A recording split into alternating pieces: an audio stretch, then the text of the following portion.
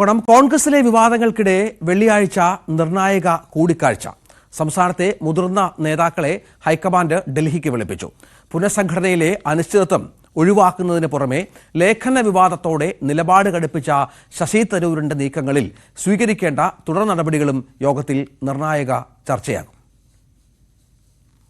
പുനഃസംഘടന അനിശ്ചിതമായി നീളുകയും തരൂരിന്റെ ലേഖന വിവാദം പാർട്ടിയെ പ്രതിസന്ധിയിലാക്കുകയും ചെയ്ത പശ്ചാത്തലത്തിലാണ് സംസ്ഥാനത്തെ മുതിർന്ന കോൺഗ്രസ് നേതാക്കളെ നിർണായക കൂടിക്കാഴ്ചയ്ക്ക് വേണ്ടി ഹൈക്കമാൻഡ് നേതൃത്വം ഡൽഹിക്ക് വിളിപ്പിക്കുന്നത്. KPCC അധ്യക്ഷൻ K സുധാകരൻ, പ്രതിപക്ഷ നേതാവ് VD സതീശൻ, മുൻ പ്രതിപക്ഷ നേതാവ് രമേശ് ചെന്നിത്തല, മുൻ KPCC അധ്യക്ഷന്മാരായ മുല്ലപ്പള്ളി രാമചന്ദ്രൻ, VM സുധീരൻ തുടങ്ങിയവർക്കും കൂടിക്കാഴ്ചയ്ക്കെത്താൻ നിർദ്ദേശം ലഭിച്ചതായാണ് വിവരം. തദ്ദേശ തെരഞ്ഞെടുപ്പിന് മാസങ്ങൾ മാത്രം ശേഷിക്കെ പുനഃസംഘടന വേഗത്തിൽ പൂർത്തിയാക്കാൻ KPCC അധ്യക്ഷന് നേരത്തെ നിർദ്ദേശം നൽകിയിരുന്നു. അതിനിടെയാണ് കോൺഗ്രസ് നേതൃത്വത്തെ ചോദ്യം ചെയ്തുകൊണ്ടുള്ള ശശി തരൂരിന്റെ ലേഖനങ്ങൾ പാർട്ടിയെ പ്രതിരോധത്തിലാക്കിയത്. രാഹുൽ ഗാന്ധിയുമായി നടത്തിയ കൂടിക്കാഴ്ചയ്ക്ക് ശേഷവും ശശി തരൂർ തന്റെ നിലപാട് മാറ്റമില്ലാതെ തുടരുകയും ഇടതുപക്ഷം അത് രാഷ്ട്രീയ ആയുധമാക്കുകയും ചെയ്ത പശ്ചാത്തലത്തിൽ തരൂർ കടുത്ത തീരുമാനങ്ങളിലേക്ക് കടന്നേക്കുമെന്ന വിലയിരുത്തലിന്റെ അടിസ്ഥാനത്തിലാണ് പ്രതിരോധ നീക്കങ്ങളുടെ ഭാഗമായി ഹൈക്കമാൻഡിന്റെ അടിയന്തര ഇടപെടൽ.